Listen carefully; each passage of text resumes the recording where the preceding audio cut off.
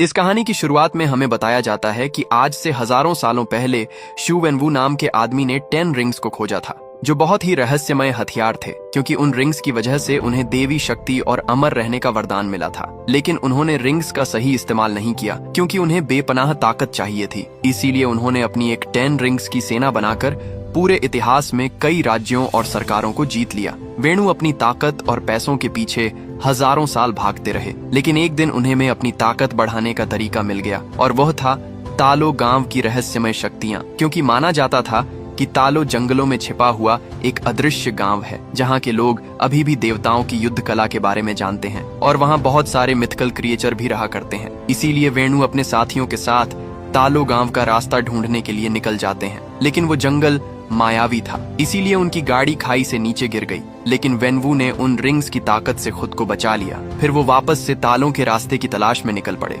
जहां उनकी मुलाकात यिंगली से हुई, जो तालों की गार्डियन थी। वेनवू ने उससे तालो गांव का रास्ता पूछा, लेकिन यिंगली ने उसे तालों का रास्ता बताने से मना कर दिया और कहा कि तालों में आपके लिए कोई जगह नहीं है। इसी बात को लेकर उन दोनों में लड़ाई शुरू हुई, लेकिन यिंगली ने तालों की शक्तियों से वेणु को हरा दिया। मगर इस लड़ाई में उन दोनों को एक दूसरे से प्यार हो गया, और उन दोनों के 2 बच्चे हुए। शंगची और श्यालिंग वेणु को अब अपना परिवार मिल गया था, इसीलिए उसने अब सब बुरे काम छोड़ दिए और उन रिंग्स को भी एक बॉक्स में बंद कर दिया। अब वो खुशी से रहने लगे थे। शांग अपनी माँ से पूछता है कि अगर डैड के रिंग्स इतने ताकतवर थे तो आपने उन्हें कैसे हरा दिया। तो यिंगली उसे बताती है कि जहां से मैं हूं वहां के सभी लोगों को महारक्षक ड्रैगन की जादुई शक्तियों का वरदान मिला है, और जिस पर हमारे ड्रैगन की कृपा होती है वह कहीं बड़े बड़े कारनामे कर सकता है। यिंगली अपने बेटे को एक लॉकेट देती है और उसे कहती है कि जब भी तुम्हें लगे कि तुम रास्ते से भटक गए हो तो तुम्हें घर का रास्ता दिखाएगा, इसीलिए हमेशा इसे अपने पास रखना।